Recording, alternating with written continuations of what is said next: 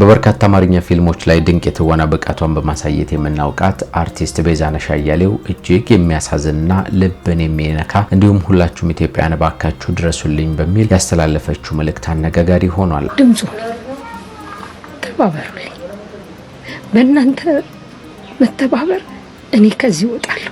አርቲስቷ ምን ገጠማት? ምንድነው የተፈጠረው? አይኖቿ እንባ እያቀረሩ በሚያሳዝን ሁኔታ ውስጥ ሆና የላከችው መልእክቷን እናደርሳችኋለን። እውቁና ተወዳጁ ጋዜጠኛ አዳነ አረጋ ሰሞኑን ያደረገው የሰርግ ስነ ስርዓቱ በጣም አነጋጋሪ ሆኗል።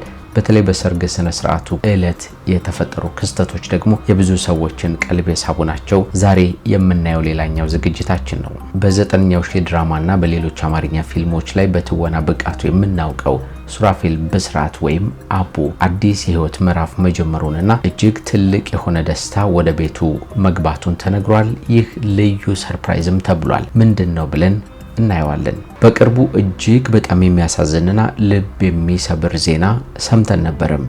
የቀድሞ ፍቅረኛዬን ለምን ታገባታለህ በሚል ሰበብ በመሃል አደባባይ ጭካኔ በተሞላበት መንገድ አዲሱን ሙሽራ የገደለው ግለሰብ ጉዳይ። ታዲያ ይህንን ሙሽራ ህይወቱን እንዲያልፍ ያደረገው ይህ ሰው ፍርድ ቤት ላይ ቀርቦ በጣም አስገራሚና ከባድ የተባለ ቅጣት ተወስኖበታል። ምንድነው የፍርድ ቤቱ ውሳኔ? ይህንን ሙሽራ ህይወቱን እንዲያልፍ ያደረገበት ሂደትና ሙሽራውም ህይወቱ ካለፈ በኋላ የቤተሰቦቹ እንዲሁም የሙሽሪት መጨረሻ ምን ሆነ የሚለውን የምናነሳው ነው ማለት ነው። እንደምን አላችሁልን? የምንወዳችሁና የምናከብራችሁ የጎራ ስቱዲዮ ቤተሰቦች በተለያየ ዓለም ክፍል ሆናችሁ እኛን ተቀዳሚ ምርጫ አድርጋችሁ ስለምትከታተሉን በጣም እናመሰግናለን። እንደምታውቁት ቻናላችን ወቅታዊ፣ ማህበራዊ፣ አዝናኝና አስተማሪ የሆኑ ልዩ ልዩ ታሪኮችን ነው እንዲህ እየዳሰሰ የሚያቀርብላችሁ።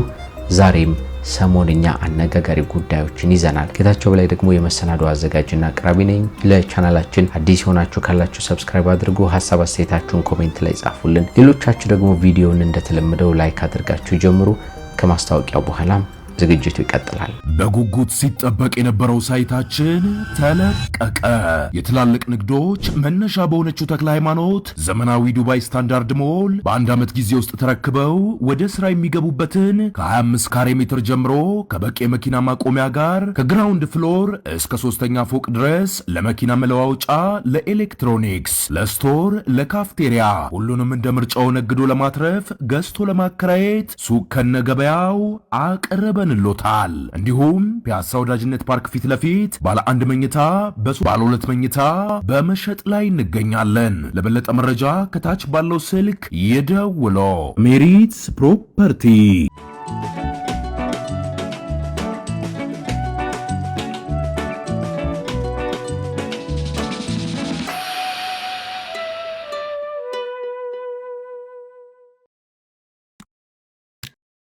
ሰሞኑን በጣም አነጋጋሪ ከሆኑ ታዋቂ ሰዎች መካከል አንደኛው እውቁ ጋዜጠኛ አዳነ አረጋ ይገኝበታል። አዳነ በሻሸመኔ ከተማ ተወልዶ አድጎ በጣም በርካታ የህይወት ምዕራፎችን የህይወት መንገዶችን አሳልፎ በተለያዩ ሚዲያዎች ስራዎችን ጀምሮ ቀስ በቀስ ራሱን እያሳደገ ስራውን እያጎለበተ መጣና በፋና ቴሌቪዥን ተቀላቀለ። ፋና ቴሌቪዥን ከገባ በኋላ ግን በርካታ እውቅናዎችን ማግኘት ችሏል። በርካታ የመዝናኛ ፕሮግራሞችን በመምራት በማዘጋጀትና በማቅረብም ጭምር እናውቀዋለን አዳነ። ከዚህ ባለፈ ደግሞ ልዩ ልዩ መድረኮች ላይ መድረክ በመምራትና ፕሮግራሞችን በማዘጋጀትም ጭምር ይታወቃል። አዳነ ዛሬ ላይ ሚስቱ ባለቤቱ ያደረጋትን ወይዘሮ ቢታንያን ከማግባቱ በፊት እጮኛሞች በነበሩበት ጊዜ ሽምግልና የላከበት ሂደትም አነጋጋሪ ነበር። በወቅቱ በማህበራዊ ሚዲያዎች ብዙ ሰዎች ሲቀባበሉት ነበር። አሁን ደግሞ በጣም አስደሳቹ አዲሱ የህይወት ምዕራፉ ተጀመረ። ወደ ጋብቻ መጡ። በጣም የሚያስገርም ነገር ልንገራችሁ። አዳነ በሰይፉ ሾው ብቅ ብሎ ሰሞኑን የተናገራቸው አንዳንድ ነጥቦች ነበሩ። አርሰናል ዋንጫ ካልበላ ሚስት አላገባም እል ነበር በማለት ቀደም ሲል የነበረውን ሐሳብና ምኞት ሲገልጽ ነበር። ግጥምጥሞሽም ይሁን ምንም ይሁን አዳነ ግን በመጨረሻ አርሰናል ዋንጫውን በሚያነሳበት ዕለት እሱ የጋብቻ ስነ ስርዓቱን አካሂዷል። ከሰሞኑ እሁድ ላይ ማለት ነው። እና የሰርግ ፕሮግራሙ በጣም ያማረ ነበር። ባለቤቱ ቢታንያም ብትሆን እየጨፈረች እየደነሰች የአርሰናል ደጋፊዎች ባዘጋጇቸው ፕሮግራሞችም ጭምር የሰርጋቸው ቀን እየተገኙ በየቦታው እየተዝናኑ ነበር ሰርጋቸውን ያከናወኑትና በጣም ለየት ያለ የሰርግ ስነ ስርዓት ከተባሉ ክስተቶች መካከል መካከል ነው። ሌላው ግን ባለቤቱ ቢታንያ ካነሳቻቸው ነጥቦች መካከል የእድል ቁጥሬ 6 ነው፣ ስለዚህ 6 ልጆችን መውለድ እፈልጋለሁ በማለት በዚሁ በሰይፉ ሾው በኩል ተናግራ ነበርና ይህም የብዙ ሰዎችን ቀልብ የሳበ ነው። በጣም በርካታ ሰዎች ደስታቸውን ገልጸውላቸዋል፣ እንኳን ደስ ያላችሁ ብሏቸዋል። እናንተም ልታደርሱላቸው ትችላላችሁ። እኛም እንደ ሚዲያ ትዳራችሁ ያማረ የሰመረ ይሆንላችሁ ብለን ደግሞ ወደ ተከታዩ መረጃ እንለፍ። እችን አርቲስት ታውቋታላችሁ? ቤዛነሽ አያሌው ተብላ ትጠራለች። በጣም በርካታ የሚባሉ አማርኛ ፊልሞች ላይ ድንቅ በሆነ የትወና ብቃቷ እናውቃታለን። በተለይ ደግሞ ብዙ ጊዜ እናት ሆና የምትሰራባቸው ስራዎቿ በጣም ተወዳጅ ናቸው። በጣም ሳቢና ማራኪ የትወና ብቃት አላት። ከዚያ ውጪ እውነተኛ እናት ሆና ነው የምታሳየንና እነዚህ ነገሮቿ በአድናቂዎቿ ዘንድ በጣም እንድትወደድ እንድትከበርም ጭምር አድርጓታል። ከቅርብ ጊዜያት ወዲህ ታዲያ በሲኒማው ዓለም ላይ የሚገኘው ፊልም እንቅስቃሴ ቀዝቀዝ ማለት እንኳን ባይባልም የሚሰሩት ፊልሞች ብዛት ግን በጣም ጥቂት በመሆኑ አንዳንድ ታዋቂ አርቲስቶችን ከገበያ ውጪ እያደረጋቸው ይመስላልና በዚህ ምክንያት ወደ ዩቲዩብ ፊልሞች ጎራ ብላ በዩቲዩብ የሚወጡ ፊልሞች ላይ በስፋት እየተሳተፈች ከቅርብ ጊዜያት ወዲህ እየተመለከተናት ነው የምንገኘው ቤዛነሽንና እንግዲህ እኛ ሀገር ላይ በቴሌቪዥን መስኮት ላይ የምንመለከታቸው በልዩ ልዩ ፊልሞችና ቲያትሮች ላይ የምናያቸው በጣም ታዋቂ የሆኑ አንጋፋ አርቲስቶች እንዲህ መድረክ ላይ እንዲህ ስክሪን ላይ ከምናያቸው ገጽታቸውና ህይወታቸው ባሻገር ግን ከጀርባ የሚያሳዝን ልብን የሚሰብር አይነት ኑሮ የሚኖሩ በጣም በርካታ ሰዎች አሉ። በዚያው ልክ ግን ተሳክቶላቸው ኪነጥበቡ ባሰጣቸው እውቅና ተነስተው የተለያዩ እድሎችና በሮች ተከፍቶላቸው መኪና ገዝተው ቤት ገዝተው ጥሩ የሚባል የህይወት ምዕራፍ የጀመሩና የሚኖሩ ሰዎች አሉ። እነዚህኞቹ ግን በጣም በሚያሳዝን አይነት አኗኗር የሚኖሩ ናቸው ማለት ነው። ቤዛነሽ አያሌውም ከዚህ ጋር የተገናኘ ይመስለኛል አንዳንድ አሳዛኝ ነጥቦችን ከሰሞኑ ስታሳየ ነበር። ድምጹ ተባበሩልኝ፣ በእናንተ መተባበር እኔ ከዚህ እወጣለሁ። በቲክቶክ አካውንቷ በኩል የተለያዩ ቪዲዮዎችን ታጋራለች። እሷ ካሳለፈችው ህይወት ምዕራፍ ከመጣችበት መንገድ አንፃር ለልጆቼም ለአድናቂዎቼና ለወዳጆቼ ይጠቅማል የምትላቸውን ሐሳቦች ታጋራለች። ከዚያ ባለፈ የተለያዩ ገዳማት ቤተክርስቲያናት ላይ ስትሄድ የህይወት ጉዞዋን በየቀኑ ታካፍላለች ማለት ነው ቤዛነሽ። ታዲያ ግን ከሰሞኑ ያልተጠበቀ ነገር ነው የተናገረችው። አንዲት ደሳሳ ጎጆ ላይ ቁጭ ብላ የቤቷ ግድግዳ በማዳበሪያ የተሸፈነች የተጎሳቆለች የምትመስል ምስኪንዬ ቤት ውስጥ ነው ቁጭ ብላ መልእክቷን ያስተላለፈችው። እስኪ ይህንን ቪዲዮ እንመልከተው። በድሮ ሰዓት ቢሆን የማገኘው ገንዘብ በጣም ሀብታም ነበር የሚያረገኝ። አሁን ግን አያረግም። ከዱቤ እንኳን አያስጥልም። አንዱ ሞላ አንዱ ጎደለ ሲባል እንዲሁ መልፋት ብቻ እንዲሁ መልፋት። ግን አመሰግናለሁ በጤና እንድለፋ ስላደረገኝ እንጂ በቃ የሚለውጥ ህይወት አይደለም ሩጫችን ማለት ነው። ይሄንንም እኮ ተከራይቼ ነው የምኖረው። ያለኝ አቅም ይሄ ነው። ገንዘብ የለኝም። ቤት ተባበሩና ስሩ ተብሎ ቅድመ ክፍያ 5 ሚሊዮን ብር 5 ብር እኮ የለኝም። ቅድመ ክፍያው ተከፈለ እንበል። ከዛስ በኋላ ቤቱ እስኪያልቅ ድረስ የሚወጣው ወጪ እኮ የለኝም። አርቲስቷ እንግዲህ በጣም በርካታ ነጥቦችን ያነሳቸው ብለፋ ብደክም ጠባል ላለ ኑሮ አልገፋለኝ የሚል ሐሳቧንም ጭምር ነው ስታጋራን የሰማነው። በጣም የሚያሳዝን ህይወት ምዕራፍ ያላቸው በጣም በበርካታ ጉስቁልና ውስጥ የሚኖሩ ታዋቂ ኢትዮጵያውያን እንዳሉ እቺ አርቲስት ዋነኛዋ ምስክር ናት። ካስተላለፈቻቸው መልእክቶች መካከል ልቤን የነካውና በጣም የገረመኝ አንድ ቪዲዮ ለቃለች። ይሄኛውን እንስማው። ገና እዚህ ቤት ለመከራየት ስመጣ በደላላ ነበርና የመጣሁት ያገኘሁት ቤቱን። ደላላው እንዴ ማሚ ነክቶሽ እዚህ ቤት ልትገቢ ወሰሽ ይሆናል ላንቺ እኮ አይሆንም አለኝ። አይ እኔ ሰው አይደለሁ አይቸግረኝ። ስሜ ከፍ ብሎ ስሜ በትልቅ ሚዲያ ላይ ተናኝቶ ሀብታም መስየው አይደለሁ ተስፋ ነው ያለኝ እኔ ገንዘብ ሳይሆን የሚወደኝ ህዝብ ነው ያለኝ ፈጣሪ መድኃኒዓለም እናቱና ልጁ። ከዛ በኋላ እናንተ በእናንተ መተባበር እኔ ከዚህ እወጣለሁ።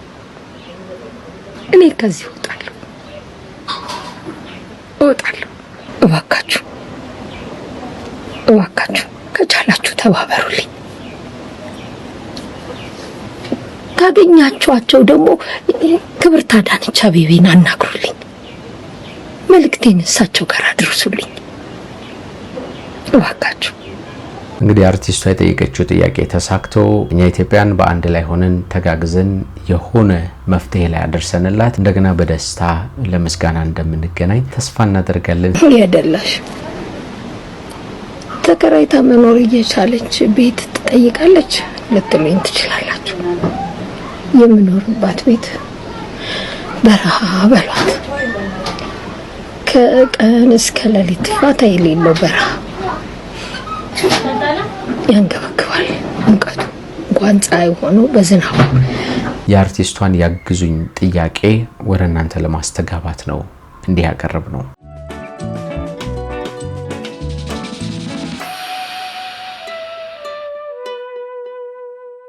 አቡ በሚል መጠሪያ ነው በብዛት ብዙ ሰዎች የሚያውቁት ተዋናይ ሱራፌል ብስራት 9ኛው ሺህ ድራማ ላይ በጣም በርካቶቻችን እናውቀዋለን። አቡ በጣም አስገራሚ የህይወት መንገድ፣ በጣም አስደሳችና ለብዙዎቻችን ጥንካሬ ትምህርትን የሚሰጥ ልዩ አመጣጥ ያለው ወጣት ነው።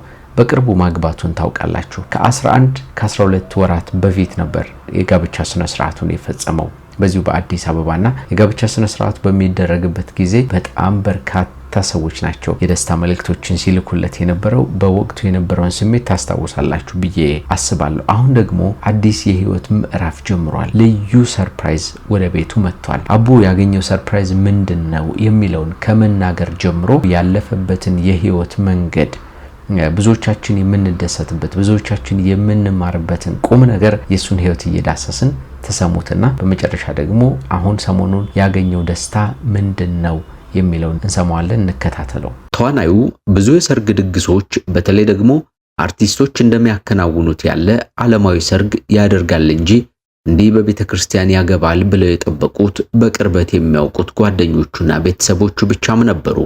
እሱ ግን ከልጅነቱ ጀምሮ እያገለገለ ባደገባት ቤተክርስቲያን ውስጥ በሥርዓተ ቁርባን ጋብቻውን አከናወነም። ተዋናይ ሱራፌል ብስራት አቡም ባለቤቱ በዚያው በቤተክርስቲያን ውስጥ አገልጋይ የነበረች ናት። ባለቤቴ በሙያዬ ሳይሆን በፍቅር አሰጣጤ ነው የምታደንቀኝ ይላል ተዋናይ ሱራፌል ብስራት አቡ። ተወዳጁ ተዋናይ ሱራፌል ብስራት በበርካቶች ልብ ውስጥ እንዲቀመጥ የረዳው የ9ኛው ሺህ ድራማ ነው። በድራማው የምንመለከተውን ገጸ ባህሪ በሚገባ በመግለጥ ድንቅ የትወና ብቃቱንም በማሳየት ጎበዝ ወጣት አርቲስት መሆኑንም አስመስክሯል። አንዳንዶች እውነተኛ ህይወቱ እንደሆነም አምነውም የተቀበሉት ብዙ ናቸው። ነገር ግን ድራማው ላይ የተመለከትነው አቡ የተባለው ገጸ ባህሪና ተዋናዩ ሱራፌል ብስራት ለየቅል ናቸው።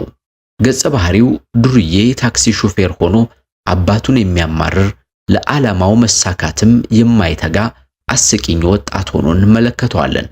እውነተኛው ተዋናይ ሱራፌል ግን ቁም ነገረኛ የቤተክርስቲያን አገልጋይም ነው።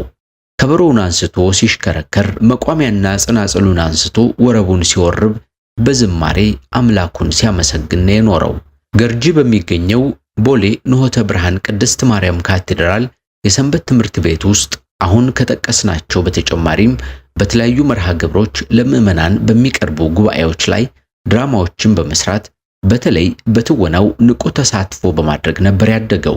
ሰንበት ትምህርት ቤት ቅርስ ናት። ሀገራቸውን የሚወዱ ለአምላካቸው የሚታዘዙ መልካም ስነ ምግባር ያላቸው ወጣቶችን በማፍራት በኩል ያላት ድርሻም እጅግ ከፍ ያለ ነው ይላል ሱራፌል። ሰንበት ትምህርት ቤት ማደጌ እጅጉን ጠቅሞኛል። አሁን ላለሁበት ደረጃ የበቃሁት እዚያ በማገልገሌ ነው ሲልም ይጨምራል።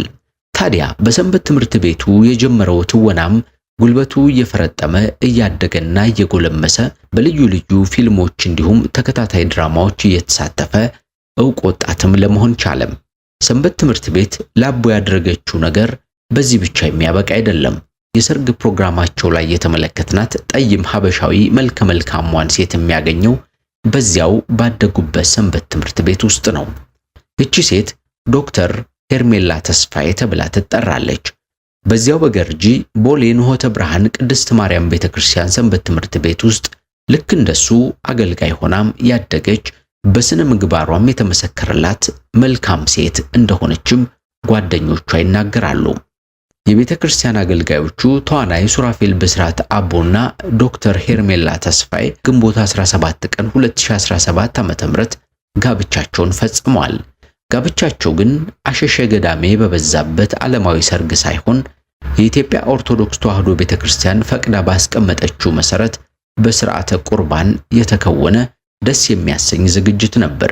ጋብቻ በቤተክርስቲያን ሥርዓት ሲከወን እግዚአብሔር ያወቀው በመሆኑ የተቀደሰ የተባረከና ፍቅር የተመላበት እንደሚሆን የሃይማኖቱ አባቶች ይናገራሉ። ከቤተክርስቲያን ውጭ የሚደረግ ጋብቻ ግን የተሰበሰቡ ሰዎች እንጂ ፈጣሪ የማያውቀው ከንቱ ነገር እንደሆነም ይጨምራሉ። ለዚያም ነው እንደ ሌሎቹ ክርስቲያን ሙሽሮች አቡና ዶክተሯም በዚህ ሥርዓት ውስጥ በማለፍ የተጋቡት። የሰርግ ፕሮግራሙ እጅግ ያማረ ነበር። በርካታ ዘማሪያን፣ ካህናት፣ የሁለቱም ጓደኞችና ቤተሰቦቻቸው እንዲሁም አርቲስቶችን ጭምር የተገናኙበት በዝማሬ የደመቀ ሆኖም ብዙዎቻችን ተመልክተነዋል። ተዋናይ ሱራፌል ብስራት አቡ ከሰርጉ በኋላ በኤፍኤም አዲስ 97.1 መሰንበቻ የሬዲዮ ፕሮግራም ላይ ከአዘጋጅና አቅራቢ ጋዜጠኛ ሰለሞን ጫላ ጋር ስለተሞሸረበት ሰርጉ ዙሪያ ጣፋጭ የሚባል ቆይታ አድርጓል። በዚህም ለመጀመሪያ ጊዜ ስለ ባለቤቱ የተናገረበት ፕሮግራምም ሆኗል። ትዳርን ገና እያሟሟቅ ነው ስለሆነ ቀስ እያልን ነው እያየን የምንሄደው ሲልም ተናግሯል። ባለቤቴ በሙያዬ ሳይሆን በፍቅር አሰጣጤ ነው የምታደንቀኝ ብሏል። ሙያዬን አትከታተልም፣ ኢንተርቴይንመንት ላይ ብዙም አይደለችም፣ ኑሮ ላይ ናት እሷ ጎበዝ የሆነችው ሲልም ተደምጧል። ስለ ትውውቃቸው የተጠየቀው ተዋናዩ ሲመልስም ትውውቃችን ከሙያዬ ጋር የሚያያዝ ነገር የለውም በማለትም ባጭሩ መልሱን አስቀምጧል። እንደሰማችሁት ተዋናዩ ሱራፌል ብስራት በእንደዚህ አይነት የህይወት መንገድ ውስጥ አልፎ ለቁም ነገር በቅቶ አሁን ደግሞ በጣም ልዩ ደስታ ወደ ቤቱ መጥቷል። የልጅ አባት ሆኗል። እዚህ ፎቶና ቪዲዮ ላይ እንደምትመለከቱት እንደምታዩት ከባለቤቱ ጋር እንደዚያ አይነት የህይወት መንገድን ሲያሳልፉ ቆይተው በመጨረሻም ትዳራቸው ፍሬ አፍርቶ የልጅ እናትና አባት ሆነዋል ማለት ነው። በዚህ ሰዓት እነዚህ ፎቶዎችና ቪዲዮዎች በማህበራዊ ሚዲያ ላይ ከወጡበት ጊዜ አንስቶ ሰሞኑን በጣም በርካታ ሰዎች እንኳን ደስ ያላችሁ እያሉ መልእክቶች እየላኩላቸው ነው። ማህበራዊ ሚዲያው በመልካም ምኞት ተጥለቅልቋል ማለት ነው። አቡ እንኳን ደስ ያለህ፣ እንኳን ደስ ያላችሁ፣ ልጃችሁን ያሳድግላችሁ ለማለት እንፈልጋለን።